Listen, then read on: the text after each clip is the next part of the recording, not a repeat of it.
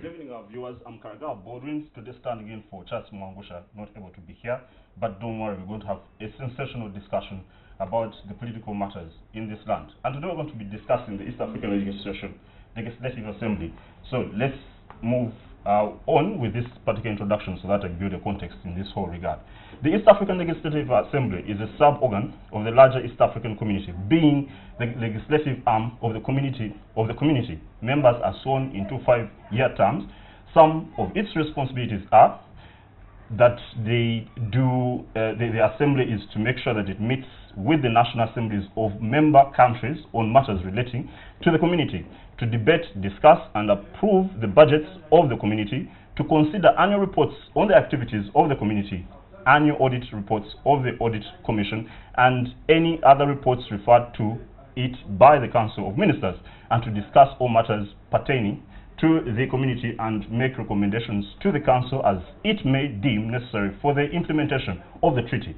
In Uganda, the contestation to get to the Assembly has become a volatile political war across the board in the ruling party, NRM, and in the leading opposition party, FDC. Tonight on this fourth estate, I'm joined by a great General Mugisha Muntu, with two distinguished journalists who are going to discuss this matter of concern, how it relates to the East African community generally and to Uganda's political context, and to make a sense of this all. Ladies and gentlemen, wherever you are, online, on TV, here in Uganda and across the world, you are welcome. And so straight away, I'm going to introduce my panel, and on my left, I have a great gentleman called General Mugisha Muntu, who is quite familiar to all Ugandans, likely, and he is the president to the FDC party, leading opposition party. General Mugisha Muntu, great pleasure to see you, sir. Pleasure is mine. Okay, and on my right, I have the constant of the fourth estate, Ivan Okuda, Daily Monitor journalist. Ivan, nice to meet you. Thank you, Baldwin. It's a profoundly humbling honor to be on the same platform with one of the few sober politicians in this very beautiful country called Uganda. Wow. Thanks. I'm not the politician you're referring to. certainly. And on the extreme end, I have the gentleman called Onapito Ikumonot, a very respectable, distinguished Ugandan, Director of Corporate Affairs, Neil Royce, former editor, Daily Monitor, original star of Crusader, lecturer of mass communication, formerly at MOOC and Uganda president. He was once the president's press secretary. You're welcome, Yokumonot. Thank you. I usually watch you from a distance. Today I have you. Yeah. So let me start with General Muntu. So we've had a row of your party having real scuffles on how to actually admit or permit people to be put into the legislative, rather into the electoral pool to qualify to the East African Legislative Assembly. Just want to know whether this confusion being played out, you don't think it's actually putting your party at a very terrible, bad platform, and it's making the politics of our nation seem to be very childish? No, of course, it's not given us good publicity for the last 1 week. However, if maybe I may take this opportunity to give a brief background. One, I think the biggest problem emanates from the fact that the Parliament has not given clear guidelines in writing as the basis on which the election process will take place.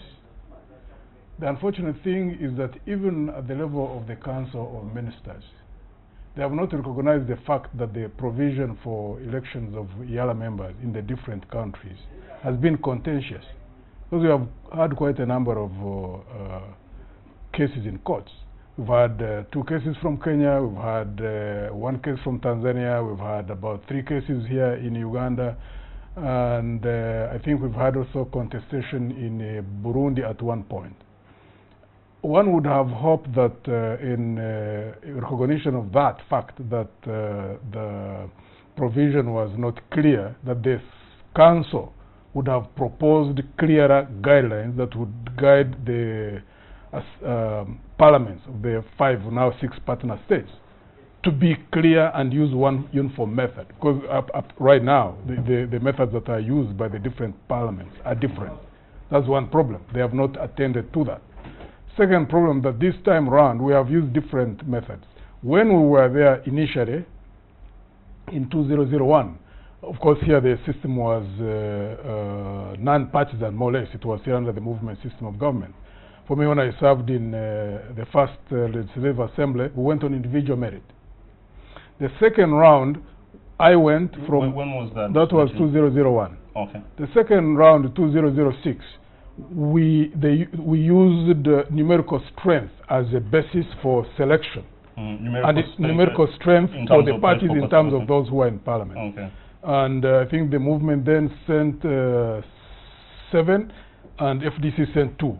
Myself and that is different from the other partner states, because partner states, the description of actually the qualification, or rather the allotment of membership, is that you have representations of all political and actually social shades into that assembly. Is that... Kenya used a different method, also more or less based on numerical strength. Tanzania used a different method. Rwanda used a different method. 2012, there was contestation because at that point, I think the ruling party manipulated the process and we lost our representation as FDC. Actually, they changed the rules then because they changed from numerical strength. They also changed rules at that time as who communicates from the party. This time round, they gave guidelines as to how the candidates could apply. And also gave guidelines? The parliament. Okay. And also the parliament of timetable. Uganda. The parliament of Uganda, the timetable when candidates would be nominated and the rest. We just followed that guideline in terms of the timetable. But it was not clear as to how many seats we would be contesting for. Neither the movement nor the opposition parties. Yep. We went through our own internal processes, which went smoothly. And then there were only 2 days left for the nomination in Parliament to end. And we were aware of 2002 because they closed the nomination in 1 day when we hadn't put there our candidates. So this time we said, look, we don't have clear guidelines as to how many slots we have as FDC.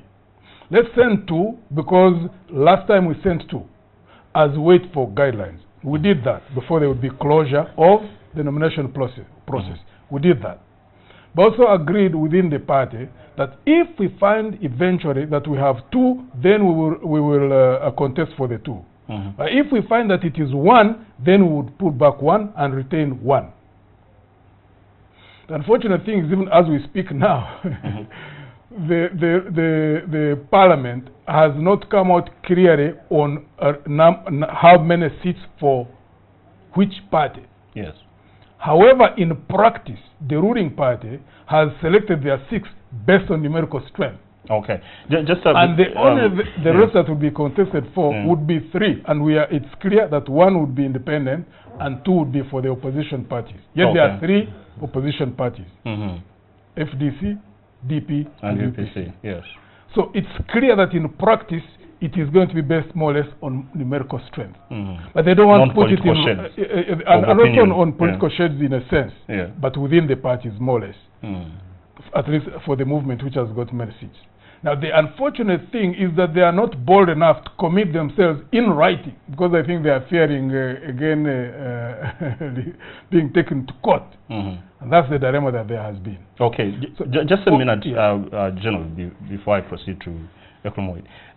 Why is there such fervence for getting into this particular assembly? What is the real purpose for this whole assembly? I don't think this is just about EALA. It goes with literally all elections that I've seen, whether it's the national parliament, whether it is LC5s. Normally when you get towards the period of elections, you find all this kind of heat being generated. Okay, let me thank you. Maybe because where we are, the area of politics seems to be the only area where people are able to get were remunerated. Many other areas are still starved off. It's the biggest Maybe area of that might be employment one factor. benefits. Yes. From a classroom teacher, you can jump a salary of not less than 80. Oh, okay. Ivan, before now, Ekumoy, I need, because I just need to make sure that the discussion is coherent and contributive to the understanding of the subject, in as much as it's contextualized in this round. So, do you? What is your position about the qualification arrangement, the representation qualification arrangement that people should, in Uganda the arrangement is that it's on numerical strength. Do you think people in the entire East African community, especially in Uganda, will become respectful of the assembly itself when you're having such a representation arrangement, or this needs to be something revised about this? Look, I think what's happening first of all represents the place of the assembly in the whole East African political and socio-political discussion. I think the East African community itself is marking time. It has really been one step forward, two steps back. And the assembly is increasingly losing value. Because I think the governments are generally using it as I'm sorry to say, a dumping ground for political supporters of the various political shades in each country. People have to find where to offload and give them to get something to occupy positions. But really, the general was in the assembly. What did it change? Especially in the context of FDC, which claims the government here is a dictatorship. Was it raised in the assembly? I'm sure they have argued that other partner states have term limits, so why shouldn't Uganda have, and maybe a few others, and the assembly tackled this. So when the assembly first of all loses fundamental value in terms of really redirecting the East African agenda, then anybody can go in, and really it has become a jamboree. I don't think there is not really qualification, it's just survival for the fittest. That's what we are seeing. And do you think it resonates with the local citizens of each of these countries, especially in Uganda? In Uganda, do you think really people get the heartbeat and the essence of this whole, No, they purely see that this is another scramble for political positions that are well paid. There is nothing beyond that, in my view.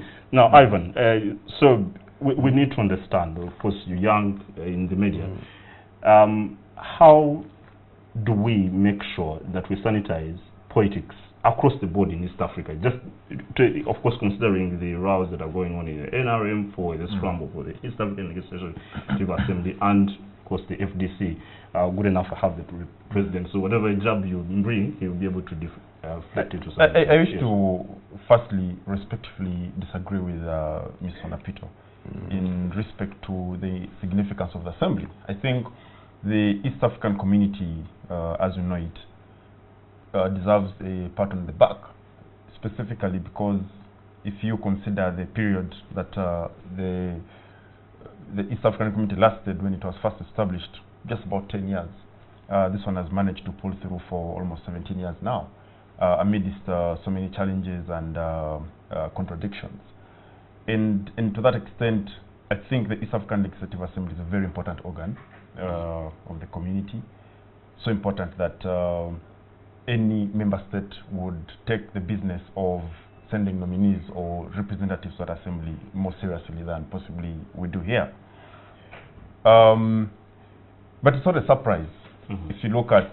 just can I make a quest, kind of a naive inquiry? Is the East African Legislative Assembly having superseding powers over local legislative assemblies? Does it have legislative authority over autonomous local no, of course. Because that is now where we're going to get the importance. If you're saying that under international law, municipal law, or the laws made by the Parliament of Uganda will take precedence over laws made from EALA or the Pan-African Parliament or by international bodies. But if you look at the scramble within the national resistance movement, but even the caliber of people that come out of that process, compared, for example, because Ivan disagreed with me before he goes to the NRM scramble. No, just hold on. Let him tell me 1, 2, 3 things that EALA has achieved that are critical for East Africans.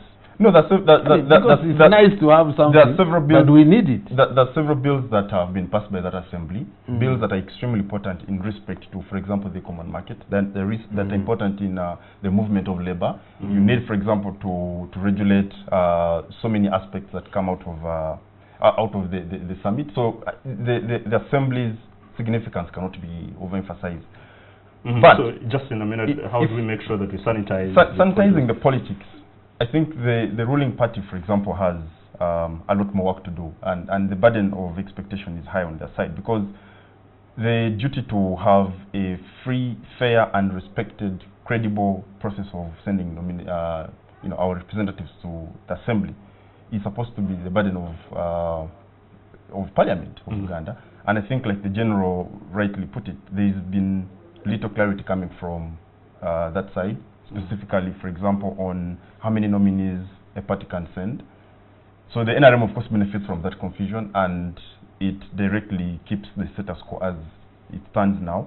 And therefore, the other opposition parties are plunged in confusion. Now, the Democratic Party and the UPC seem to be taking alliance with the NRM to be able to secure positions for the Honorable Mukasambide and Chris Opoka from UPC.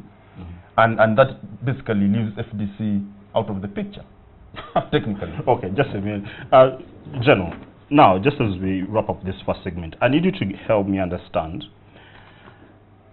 what you perceive as the vision of East African community out there, and how the local politics, especially now for your party, how does your party agenda fit into the East African community arrangement? One, let me first refer to the question of all the organs of the community. Because if you give me the vision, essence, and how it integrates, it guides us to know the actual reason why you're pushing your candidates in such a vehement and aggressive manner, to the extent that there is inner fighting with one of your cadres against you in that regard. No. When it comes to whatever anybody may talk about contestation, contestation has not only been related to EALA. We have had contestation when it comes to national level politics. So contestation for elective positions, don't look at it only in regard to EALA. Look at it as part of the national culture, which influences different parties, whether in government, whether in the opposition. That's a totally different issue that we have to deal with. Because we have got such a culture within the country. When it comes to competition, there are certain things that we are not yet able to do in ways that we should be doing them. So we are a work in progress, in short, whether it is parties in the opposition or it is the ruling party. Because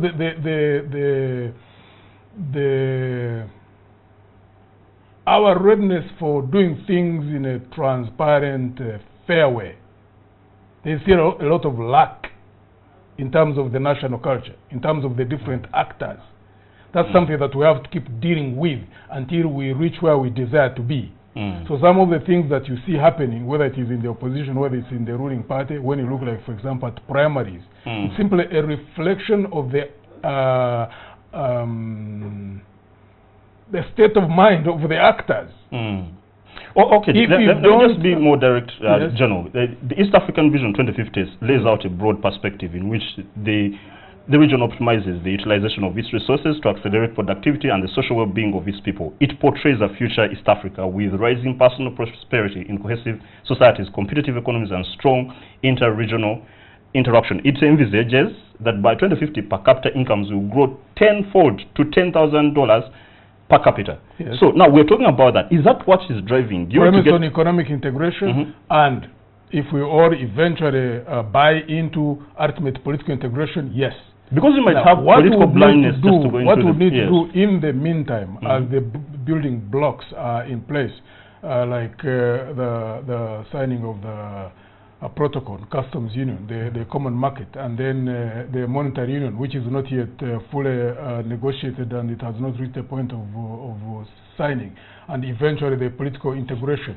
All the partner states, the 5 or 6 that they are, need to be preparing themselves and doing what is necessary in strengthening the institutions and doing things in a new way, to the extent that by the time we reach that point of full integration at the regional level, we don't repeat the mistakes which have been there at the national level. That's where the focus should be. But the reality is that the national actors seem to continue doing the same things at the regional level like they do at home. And therein lies the danger. So the people who are actors, who want to change the political culture on the domestic front in the 6 partner states, must recognize that as they fight to change the political cultures at the national level, they should also work to influence the culture that is established at the regional level.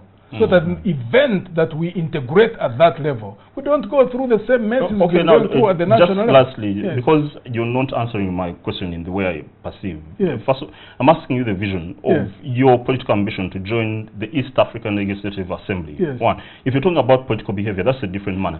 What is the conviction that is driving you and your candidates to actually go to EALA? Is it money? Is it just political prestige? Influence. As we are fighting Okay. to influence the national culture here, we want also to influence the culture at the regional level. We don't want to But it's go not through working. You know, 50 Ugandans went and were near having fist fights in Arusha as well. Yeah, I mean, over the speakership. See, it's a struggle. It's a Okay. struggle. Okay, and on that note, Fulfilling the yes. objectives for which East African community was established is an outcome of the influence by the different actors, depending on which direction the influence,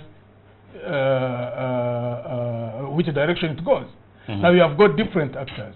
There are those who are at the national level who would want, even if we integrated, to do the same things as they are doing them at the national level. You take power, you use it to your advantage for selfish motives.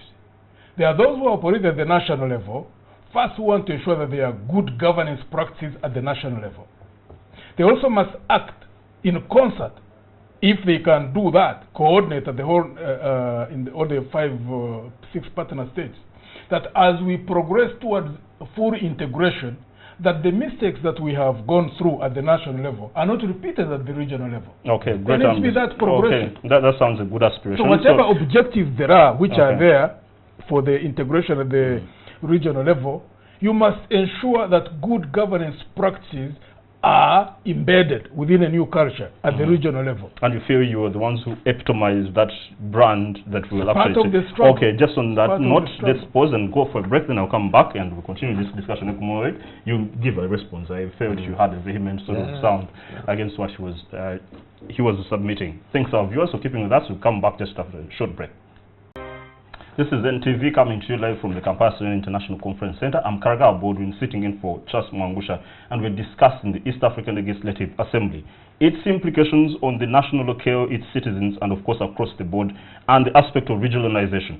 So, Ekumulot, I need, you see, let's take now this whole aspect to the international picture. You are seeing how the international community, especially with the rise of Trump and the Brexit, are scaling back the notion of integrationism and regionalism. In East Africa, how is this going? Why do we keep on having this sort of ridiculous passion for the integration, yet it's scaling back? And it seems the local political players actually have superseding powers over the assembly. So I don't know what. Yeah, it's absolutely wasteful in many respects, because I feel if the national parliaments have superseding powers, why can't they legislate on East African issues? If there is need to move forward in terms of economic integration, let a vote be taken in the national parliaments. You don't need another really powerless assembly to purport that is the one which is going to change those dynamics. Because I've just told you there are so many milestones towards East African Political Federation that have been missed. And EALA was there, powerless. They can have very nice debates, but the people in the palaces across the 5 partner states have other agendas. So until when they are committed to move forward, EALA will just be a nice to have institution. And that's why I see a problem. And I don't believe in this political correctness that because the world believes in this kind of pan-continental institutions, we should have them. If they are not achieving the purpose, you should interrogate them. You know, so if this was a business, someone would not perpetuate a certain strategy which is not bringing profit. Then why do you think it's actually being perpetuated? I mean, because there's benefit to it. The political actors, first of all, in terms of posturing, that they are committed to East African integration, and this is one of the key institutions they want to further. It serves that argument. But in reality, it has not moved adequately, in my view. Okay. Yeah. Just No, lastly, but just Ivan, just a minute. So, do you think the EALA would actually be useless? Rather, we do away with EALA and we remain with just the local assembly? Absolutely, the local and assembly the ESC can legislate dream for that integration purposes, which of course comes. The ultimate dream is to have a political federation. Yeah. Do you think that would be a realizable? It can't be realized without an EALA. Okay. You know, it can't be. Because, so you're actually because it only saying takes EALA is useless. first of all, the national parliaments have a wider mandate. They're elected by popular vote. EALA is not. Okay. So if there is any institution which is empowered to legislate for the people, it's the national parliament. Okay, so Ivan, No, but you see, EALA is legislating at the regional level. Yeah, I mean, it's just a cosmetic legislation. Okay. Because you see, the European Union Assembly, where the gentleman who led the Brexit campaign to make sure that actually UK quits EU, he was an EU MP, and EU Parliament had greater legislative superiority over local parliaments. They could pass laws and they would actually be overruling the local parliaments. Here it's a different arrangement. There has to be some sort of... Yeah, but you see Baldwin and specifically Mr. Napito, human existence is surmounted with so many challenges. So it's a struggle. You're not going to have a perfect institution that delivers results that impact on 35 million people overnight. The East African Community that we're talking about at one point collapsed. Then, in the new fold of the 21st century, the three countries, Uganda, Kenya, and Tanzania, found it necessary to revive the community. And that community has had so many challenges, almost coming to a near collapse. At one point, they were talking about the coalition of the willing. Now, the East African Legislative Assembly is not immune to these challenges. There are certainly going to be issues arising in respect to, for example, elections in the different member states. There are going to be challenges. For example, they passed laws. They passed a bill restricting caveras or polythene bags, if you like, and that's supposed to cascade down to member countries. Other countries like Rwanda, Kenya, Tanzania did follow up. Uganda has not. The attempt that was made suffered the political exactly, and challenge, actually because it was the one who is putting the your own yes, argument. but you see what I'm saying is, yes. So that is EALA is not going to be a perfect institution. It's going to be a victim of, for example, countries like Uganda, which will have laws passed from Arusha not being implemented. But you're aware that the East African Community has the Council of Ministers.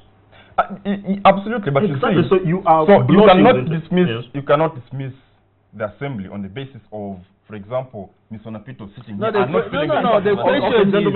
question is, if we close EALA today, what would it change? Yeah, but you see, there's some argument can be made about national parliament. Okay, no problem. The national parliament is doing actual legislation which has impact. You can raise that argument about almost every single institution. No problem. So, General Montu, now in this regard of some sort of vanity of essence of the existence of this institution, okay, how do you make your own electorate to actually support you in this regard? Or this is actually just an elitist sort of arrangement, because the people are not directly elected by the populace, who are usually expected actually to be represented in the EALA system. Incidentally, this was a stopgap measure. There was also an understanding that if the partner states reach a point where they are ready to cede powers to the center, and the moment to reach a full integration process, economic, political, then the manner of election would change. Because at that point it would have to be universal adult suffrage, like they do in Europe. For example, the European Parliament, it's universal adult suffrage. So this was a transitional arrangement. I think the biggest problem, though, is again the mindsets of the actors at the national levels. They want integration, but at the same time they are not fully committed because they are so hesitant to cede powers to the regional body. You can't have your cake and eat it at the same time. Yet integration, at least in as far as I'm concerned, is good for us. One, in terms of having wider markets, 2, in terms of pulling the potential that there is in this region. 3, this may be an emotional thing, or maybe it's a psychological thing. If it doesn't matter wherever it is, whether it is in East Africa or South Africa or West Africa, I really like to hope that we will see at some point within any part of Africa where 1, 2, 3, 4, 5 countries, because of common economic and political interests, come together, integrate, and run a country that is run on good governance principles, and we overcome this, the reality that even the creations that we are in as countries were not our own creations. None. So there's no in these countries that we're talking about. There's no country here which was evolved out of the natural processes of societal growth. We were a creation in Berlin. Truly, yeah, that's a historical fact. It's a historical fact. Yes, but and I think it has a negative psychological effect in our politics. But we were never at the same time a United States or East Africa, because the recreation of a state is a totally different process. At the point at which we reach that, yes, whether it is 3, 4 countries that reach that, out of deliberate integration. There are different levels of integration. Economic. So you want one political system, even before you reach the political level of integration, even when you integrate in economic terms and you have a well-functioning, well-regulated, based on good governance principles, and you find something functioning perfectly well, would be a reflection of the level at which we would have reached as a people to manage ourselves. So you're agreeing with the sitting government that actually... To the extent that we are not able to manage ourselves, whether at the national level, whether at the regional level, it's a reflection of our incapability. Absolutely, okay. You are agreeing with the sitting government that actually they're doing the right thing to push up the integration agenda to the political integration level. Is that also the FDC kind of dream of East Africa region? We believe in that, yeah, integration. We believe in integration as a party. Okay, so if you're tomorrow you became the sitting government, yes, tell me how you would make the East African community better, and why. What are you actually pushing this representative of yours to EALA to do that will enhance, regardless of the political behavior you're talking about? So what would your sitting government do to improve the East African landscape? Commitments, first, commitments. Fulfill the commitments that you have committed to. That's the most important what? thing. Give me 2 commitments that you are aware of. If you look at the number of aspects under the common market, the number of aspects under customs union, you get like some of the things are already being done. For example, you have now common border points. At least it has in a number of borders now, they have eliminated the times of waiting, and the clearing processes are much faster. They are cutting down on costs of doing business, and that's very, very important. 2, movement of free movement of labor, free movement of capital. And you think that the moment would be good you do for Uganda? For business.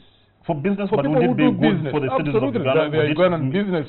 Would that make us more employable? It would certainly be good for business people in all the 5 countries. Baldwin, I think you need to be asking the general if they got to power. The biggest hindrance to integration is unwillingness to surrender local sovereignty to the center. Would you be willing to do that? For example, I can tell you one thing. Just hold on, General. Yes. There was a time when I think Mzee Kibaki was in Nairobi, and I think either Mwinyi also was in, Mkapa was in Dar.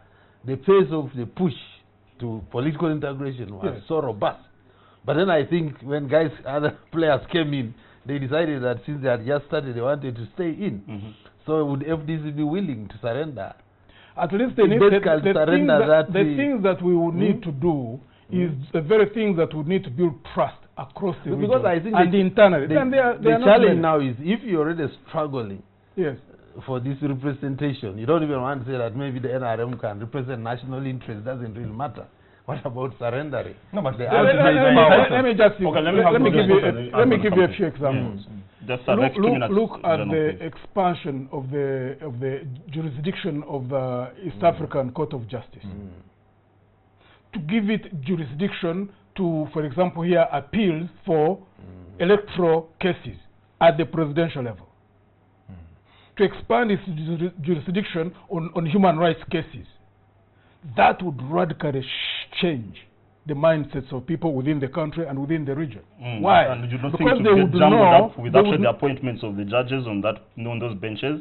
There wouldn't be a political sort of jumbling and grappling to elect, or rather to appoint the judges on those benches. That actually they wouldn't represent necessarily the interests across the East African region. Then you'd have to work on a credible system that builds trust. Okay. Because integration, at the end of the day, its success must be dependent to the levels of trust from within the people within the 6 partner states. Okay, just a second. Let me have Ivan, then I go for a break. What is your real contribution towards this? No, I thought the general has explained on the South African Court of Justice as one case in point. But you know that the justice houses, even across the region, are influenced by politics. You know, we used to have it, by the way. No, it used to have the jurisdiction in the 60s. Okay, yes, across the world. But I think the achievements so far registered in respect to, for example, the destruction of the barriers that were limiting the horizons for our business people, despite of course so much more work to be done, is the more evidence of why we need a robust South African Legislative Assembly. Because for you to be able to establish standards within which people can do business, there must be rules, and those rules are set by the Assembly. So to the people that are involved in business, and just this week the president has been in Tanzania and was speaking about opening and breaking the barriers again. And that conversation is gaining more currency because you have a huge market which needs more penetration from across the board. Ugandan businessmen want to do business in Rwanda, in Tanzania, in Kenya, in South Sudan, in Burundi. So you need to, there needs to be a lot of more work to be done in respect to establishing a mechanism of free flow of trade, labor, capital, and all those ingredients. And that is just about the importance of the assembly. Okay, it's a wide subject because I can tell you that actually there's resistance to integration by some of the countries, including Tanzania. The free movement of business. It's human nature, reasons will always be there. Yeah, but you're glossing it up and making it appear like a politician would say that it's really good. But where they resist. Yes, exactly. So let me have a break and then come back. Our viewers out there, I'm going to open the phone lines and you call in. It's a great, resplendent panel here I have. I would be glad indeed for you to make a comment or question to any of these gentlemen. Thanks for keeping with us on Kaga Boardrooms. We'll come back after a short break. Thank you, our viewers, for keeping us as your #1 station. This is NTV. Always glad to bring you the best, all the best of things, to inform you, to educate you, to empower you, and of course to entertain. We are discussing the East African Legislative Assembly. This has a very critical impact in terms of the political aspects in the entire region, over its citizens and over the entire political landscape. Now, Ekumid, just before I get any call. So in Africa, literally across East Africa, there is nowhere we've had a success of a good integration that is sustainable. You have just economic orders like maybe ECOWAS, SADC, and all these, but these are just customs arrangements. But there's no properly established integration epitome that we can actually make a consideration of, to say that, we can be ambitious about. EU, which we usually take as the fundamental example, is crumbling down. So what do we give the people as a justification for the continuation? Look, and I think it's good we are with the general on this panel. For me, I believe that you cannot have integration without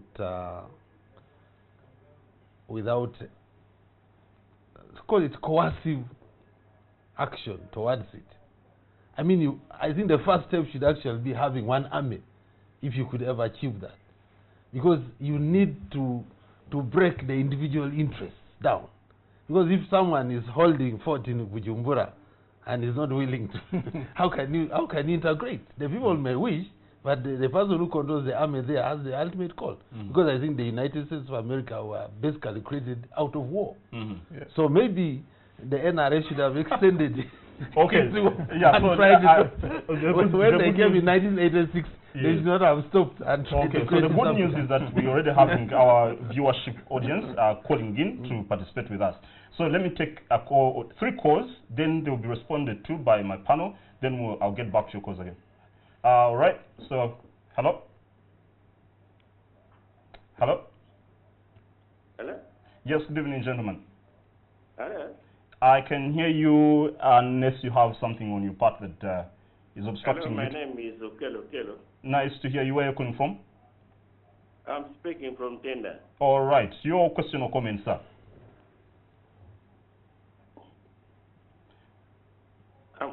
Okay. Unfortunately, you're over delaying. Time is not on our side, so I will have to drop you, unfortunately. Anybody else online? Okay. Unfortunately, we don't. Okay, good. So, General Muntu, you are when the people you have delegated to go into the parliament to be nominated, rather to be elected, what was your message to them in terms of what they need to achieve in EALA in case actually they are elected into EALA? Of course, once they are elected, once the whole team is composed, we would have to give, one, there are issues in EALA which are national in nature. When you cross the borders, you're not representing a party. Basically, you're representing a country. However, there are issues where we would have to brief our own members of parliament when it comes to issues, for example, of bad governance here, to influence at whatever level, at the regional level. But most of the legislation that takes place, because from my experience, I was there with one of my colleagues, Honorable Dan Ogalo, who are representing FDC. But the issues that we'll be dealing with, like issues of common market, like issues of customs union, they are national in nature. If we are talking about how to quicken the transit of goods from Mombasa through Uganda, to Rwanda, to Burundi, through Dar es Salaam, to Rwanda and Burundi. You are talking about regional issues, you are talking about national issues. You are not talking about party issues. Yeah, but if that you are talking about common movement, the customs union arrangement, we have one common tariff. Yes. So what other thing are you instilling in your representative to actually influence this assembly or the region at large to make it a better place than just to have a seat in that assembly? I'm not getting your question. The real objective, what? Okay, for the 5-year term, for the 5-year term for your representative. Parties, in as far as I'm concerned, are the vehicles through which representatives are being elected on the basis of.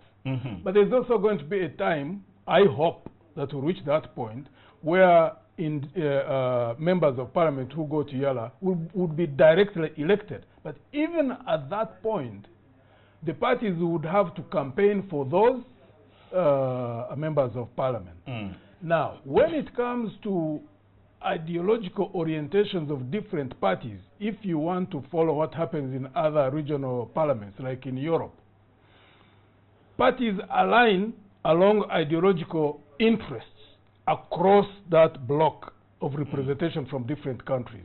You'll find that parties which believe in centrist ideologies will pull together. Those that are center-right will pull together. Those that are center-left will also pull together in advancing the agenda of those ideologies within that economic or political bloc. So the EALA is an ideological assembly. It has no objectives to which actually it as can we are be now accountable for. Like, for instance, you're taking there, if you have a representative who goes there, what will be, just, I apologize for over-insisting on this, but I think I need clarity. Yes. So you're sending their representative, or first of all, you want them to be elected. If she's elected, or he's elected, what one thing do you want that MP to achieve in that assembly? Now, depending on the issue that would be in Parliament. For example, they may be discussing or debating a bill about free movement of labor. She would have to come back. We would have to discuss our views on that. So you have no standing policy about that already? No. There are many issues that Okay, we'll be so discussing. just So a- okay, you would have first to get the agenda of the regional assembly, know Okay. the issues that they are discussing, and we will not just discuss them only as FDC. My hope here, if there was an environment within which parties would meet, then we would have to discuss as parties within Parliament and agree on what kind of position as a country we would be pushing on free movement of labor. Okay, thank you, But we would General. have Let me to just put in our have a own phone call. input as what we Otherwise, believe. my viewers will think that I'm ignoring them. Hello, good evening. I guess I have a caller online. Hello, good evening. I was cut off. Okay, yeah, you were slow in your submission. Please be as succinct as you can so that we have a seamless discussion. All right? Your name and where you're calling from again, and what's your comment or question? I say my name is Okelo Kelo. I'm calling from Tenda. All right, go ahead, sir. One, I want to know from Honorable Mukiza Muntu whether the people who go to EALA represent their national parliament or the people of the country. Because if I don't vote for you, how do you go there and you say you are representing me? Very good question. Absolutely well understood question. Two. Oh, okay, I don't think I have time for two. I apologize. Hello? You're not taking another one. Okay, go ahead. I'm being given permission. Okay, I'm saying yes. integration. If you look at the 6 countries now, politically they are Katogo. They're what? Oh, no, when you are served Katogo in hotel, you find banana there, you find onion, you find one. Okay. How can you integrate Katogo look one color? Okay, very good. And I think that will go to Ivan. That question should go to Ivan. Okay, one other call so that I get responses. Hello? Hello? Okay. So let me go to Ivan, then I come to Ekomot. So it's a whole mix-up. It's a farrago of shades which are simply not having a very common agenda. The agenda is being described right there when actually people reach there. Does this make sense for any political sort of participation by our local governments, or rather our local citizens here? I think building institutions takes time, and you're bound to be faced with so many challenges. General Muntu there knows better than any of us here, what it takes to build an institution, especially that which has so many interests involved, such as a political party. It even gets more difficult if you're dealing with a regional platform such as EALA or any of the other organs of the East African community, be it the East African Court of Justice. You're bound to meet so many obstacles along the way, but I think there is every reason to expect good from the assembly, but also in the broader discussion from the community, especially if you look at the economics. I'm not particularly enthusiastic about a political federation. I think the problems that afflict many people are of economic nature, the matters of bread and butter. To the extent that the community is making a contribution through such initiatives as breaking barriers in respect to movement of labor, capital, and so many other commodities that ordinarily would not be able to move, or would move but at a very high cost, basically reducing the cost of doing business. I think to that extent the community is a move in the right direction, despite so many obstacles along But the way. do you agree with somebody who said that this is a political elitist sort of project, not actually an ambition of the citizens? If there is that aspiration by the citizens of these various countries, this is not yet matured. Yeah, but you see, if you look at... so you think that model of actually trickling down that aspiration by the political top class will actually materialize? If you come back home, at a national level, you could actually argue that states are a construct of the elite, they're constructs of the dominant people politically, but also economically, and they serve the interests of the politically powerful and the economically powerful. But does that take away the necessity of having the state? No. So I think it's okay. Let me have argument. Look, for me, if it's single, just as you're submitting, help me also understand how do we hold this entire arrangement accountable? Because to me, that's where the skepticism comes. Yeah, it has to be down to the people, and I think the only salvation for the integration must be to reverse and let the people integrate. There's nostalgia about the old East African community because the people were fairly integrated. The institutions, employment, education was fairly integrated, and people were moving across borders. And I give always the example of South Sudan and Uganda before the current confusion. When there was free trade, which was not government legislated, people were trading in chicken, in all kinds of stuff. The Sudanese, you'd go to a local market in places like Teso, and the farmers will tell you, if you can't afford, our Sudanese will come. When will they ever say, our Tanzanians will come, our Kenyans will come? So until when you open up these borders, now that we have national IDs, and let people move, let people find trade opportunities, then you can truly talk of integration. Right now, the people are watching. The people are watching. Okay, thank you. Yes, Mungish, sorry, General. Yes, No, I need to reserve my response. Yeah, just the response to the first question. Fortunately, I didn't, but it was related to about Parliament being used as an electoral college to elect other than members go to EALA, yes. Does that make them representative of the whole country? But I think it's like using other electoral colleges. For example, in parties, you have party primaries, and they are never elected through universal adult suffrage. You go through a primary, you elect, for example, candidates for members of parliament, or even a flag bearer.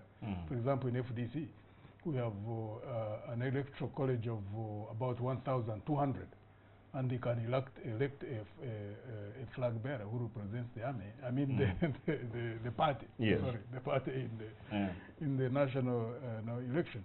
So at the different levels. So there are different, of course, methods of elections. You can see the strongest power so far is in the world, United States of America. The American president is elected through electoral college, and he runs America. And maybe to add to General, Parliament is just a minute so that I get calls. Yes, it's constituted by representatives who are elected by the people of Uganda. Yeah. So when they pass laws, we say the people of Uganda decided for Parliament. Yes, gentlemen. Good evening. Apologies, we're still continuing the discussion. Yes, your name and where you're calling from, sir? I'm calling from Tinda. All right, your name, sir? Yes, my name is Bob, and I'm calling from Tinda. No problem. Please, your submission. Yes, and I want to talk about the route to political integration. As shortly as you can, make a point as the best route for political integration, which you've already touched, would be to have the Court of Appeal, to have the Court of Appeal at the East African level. If there's a mess, it goes all the way to the East African level. And you take judges there who go through a process like the Kenyan judges do. If you take cadre judges there, they will be cancelled. The second step we should take is to have an East African Electoral Commission. Wow. So that Gikuyus come to Uganda and they supervise elections. Okay. Go to Kenya, and Baganda go to Tanzania and supervise elections. So we deal away with the local electoral commissions? From all over the region, and they are not bound by loyalties in their countries. Okay. I completely agree with Ekolomoit's idea of having the army integrated first, because people are running personal armies. I thank you. Oh, thank you. That's a brilliant submission. And I think, General Montu, you're hearing now the candid and precise objectives of that kind of discussion, that you need to have a court of justice, which you talked about. Now you need to have a collective electoral commission, and I think it will be very favorable for FDC. Okay, I have another caller. Hello, good evening. FDC. Hello? Hello? Good evening. Please, if you're calling, assistant, speak up and be as concise as you can. Okay. All right. Another caller. Hello. Good evening. Hello. Hello. Yes, please. Thank you. Speak a bit louder. Your point, your name and where you're calling from, sir. Okay, so unfortunately the calls are really dropping.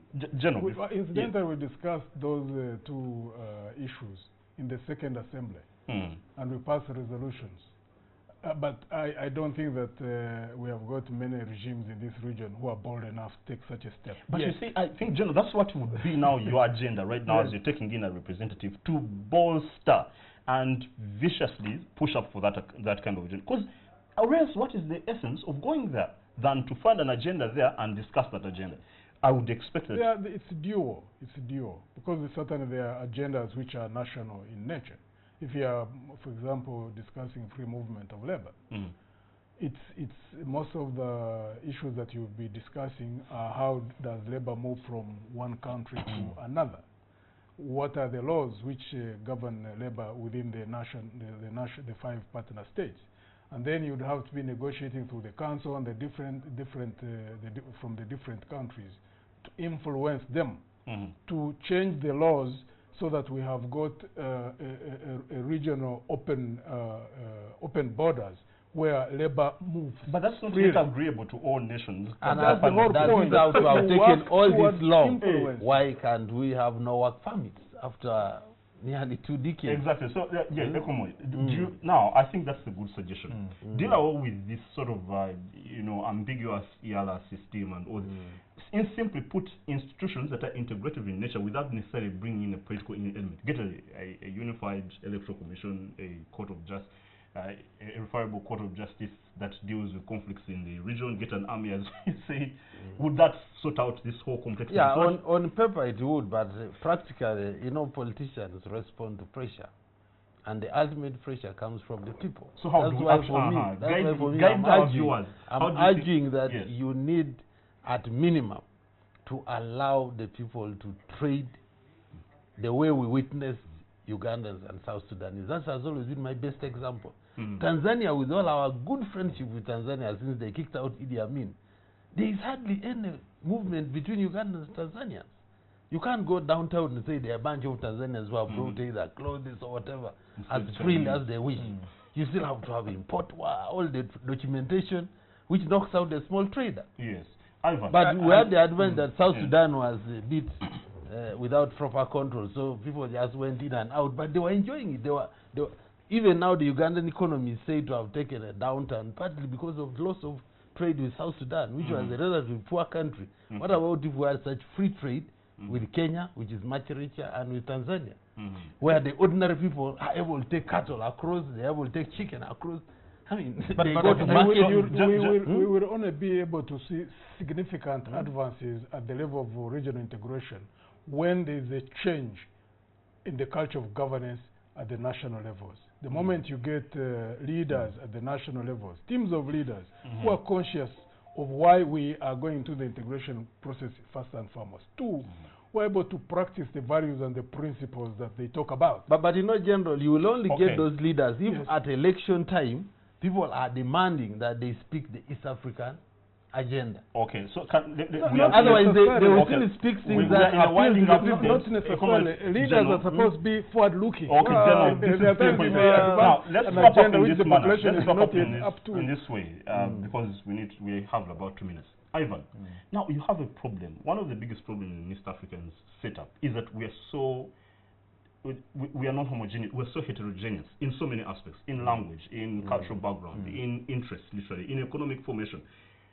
What do you think this entire political class that is trying to craft this dream, which sounds to you really quite a good aspiration, should do to ensure that the citizenry of this entire region buy into this idea? That is your closing remark. Is that a challenge or an opportunity? Maybe, maybe not. If you come back home, Uganda has no less than 57 tribes. We speak no less than 57 languages. The same is true with Kenya, the same is true with Tanzania. It's only Burundi and Rwanda that have the benefit of having a nearly homogeneous society. Sudan, you have the same contradictions, multiple ethnic identities. But these countries have been able to forge a semblance of unity back home. In Uganda, for example, in as much as we can have a debate about ethnic tensions and ethnic divide, there is a reasonable above average level of unity, and possibly that is even true in other societies. So if we can do that home, I think we can do it at the regional level. But that means there needs to be more effort pushed towards the agenda of breaking the economic barriers, like Wanapito is passionately expressing, fast-tracking the practical realization of such things as the customs union, and making those things really, cascade from beautiful ideas on paper to things that actually directly affect in positive ways people like the Kampala City Traders Association, who are always complaining about the barriers in Kenya, in Tanzania, and a bit in Rwanda. Yeah, so I think by having the economics functioning at the level of breaking barriers, you can organically create that unity. Okay, thank you. Yes, how do we move forward in your own regard, especially in citizenry involvement in Well, first of all, we need to abolish EALA and reduce that. We do that money, use that money for other things. But that's more seriously, I think I'll just re-emphasize the fact that let's take Ivan's case, that Uganda is united largely because people can move. I mean, you can go to any part of Uganda and explore opportunities, be it trade, be it marriage, be it what. The moment people do not have the freedom to move, they will always treat the other part as foreign. Imagine we come from Teso and they hate us on the Kenyan side, but we can't interact with them because they are supposedly Kenyans. So it's as simple as that. The borders, if the security systems can find a way of removing the fear of foreigners, then the borders should collapse as the first step. Yes. Okay, thank you so much, Akumit. So, General, you have the floor for the last word on this aspect and what your hopes for the other position, which Akumit vehemently just says needs to be actually obliterated or actually just scrapped.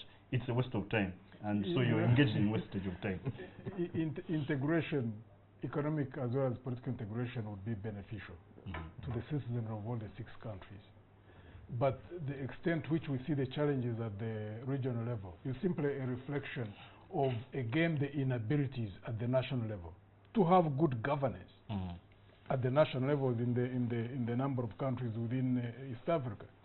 To the extent which we are able to run the national states, the national entities, on good governance principles, is the extent which we'll also be able to successfully integrate at the regional level. The two are interrelated. So even as we struggle to change the governance cultures at the national level, the more we succeed at the national level, the more we'll also succeed in the integration process. The two are interlinked. I have no doubt about that. Thank you so much. General Muntu, thanks for your leadership and for your efforts on the other side of the spectrum. And thanks for being on. General should also clarify, are you sending one candidate, one nominee or 2? We have one candidate. We took a decision in the party. The only problem was the communication aspect. Because Ingrid, as we entered, was still campaigning. Okay, so General Mugisha Muntu, FDC President, Ivan Okuda, Daily Monitor Journalist, the organization issue will be sorted out. The Nairobi's Corporate Affairs Director. Thank you all, gentlemen, for gracing me to just sit in the shoes. To be in the shoes of Charles Mwangusha and indeed take you on in this discussion. And I think it has been very valuable. And thank you for fitting in the shoes. Wow. God bless indeed. Thanks to our viewers for keeping us as your #1 station. This is NTV, and we're always glad. I believe Mwangusha will be back here next Sunday. I am Karaga Baldwins. God bless and keep NTV logged on to your set. God bless.